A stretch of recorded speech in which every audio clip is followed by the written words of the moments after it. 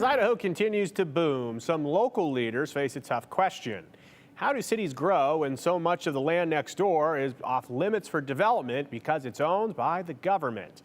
Under federal law, communities have few options, and conservationists say these rules are key to protecting the gem state's treasured open space while still letting towns like Stanley, Idaho expand when necessary. Abby Davis has the story. Nestled in the Sawtooth Valley, at the foot of iconic mountain ranges and rugged wilderness, Stanley's greatest feature is also its greatest barrier. The city cannot grow, really can't expand outward. Just look at this map. The city is small compared to the private property around it. That's shown here in white.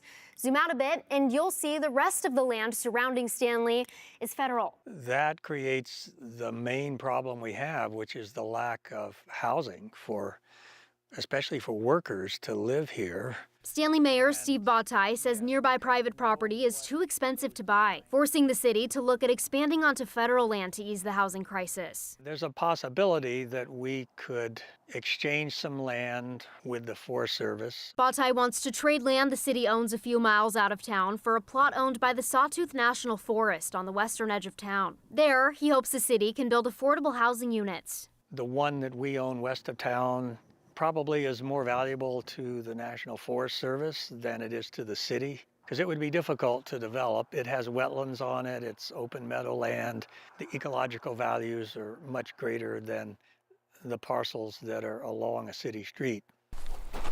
John Robison with the Idaho Conservation League, I just love talking about public lands. Says Stanley isn't the only community hitting roadblocks with all the federal land around it, especially as Idaho's population grows. Some of the most popular places for people to visit or people to live in are popular because they border public lands. And that does create some challenges in terms of affordable housing or other issues like that. He says rules and regulations protect federal land while still allowing communities a way to grow. Many are listed under the Federal Land Policy and Management Act of 1976, which states the public needs to have a say in lands considered for sale, and any sale or exchange must be in the public's best interest. The real solution to this is how to make sure that communities do more infill, and so really concentrate on working within the boundaries. And if there are parcels of public land, that should be part of the conversation. That's exactly what the city of Boise is doing, building up, not out. We see the adjacent public lands really as an asset. Planning manager Deanna Dupuis says love for the surrounding foothills is why the city's modern zoning code, adopted in 2023, promotes growing up. We talk to our community. They love having that access to public land and open space around our city. And so we have to make a choice about if we want to protect our open space, we need to grow within our city. Our residents are curious about accommodating our housing needs and want to make sure that we have enough housing. However, we are implementing policy solutions that allow us to do that within our existing footprint. But Stanley's mayor says increasing density like Boise would ruin the small mountain town's charm. That's why they're banking on the land swap, as well as a new housing project going in just north of town. That's the desire, is to set it back against that hillside. The city plans to add 20 townhomes for workers on land Congress gave Stanley in 2015.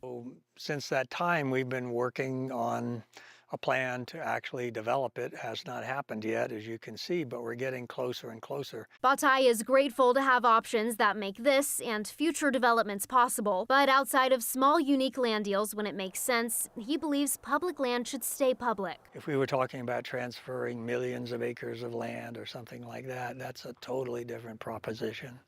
In fact, during the budget reconciliation process earlier this year, Utah and Nevada congressmen proposed selling or transferring millions of acres of public lands to accommodate growth and infrastructure needs for cities.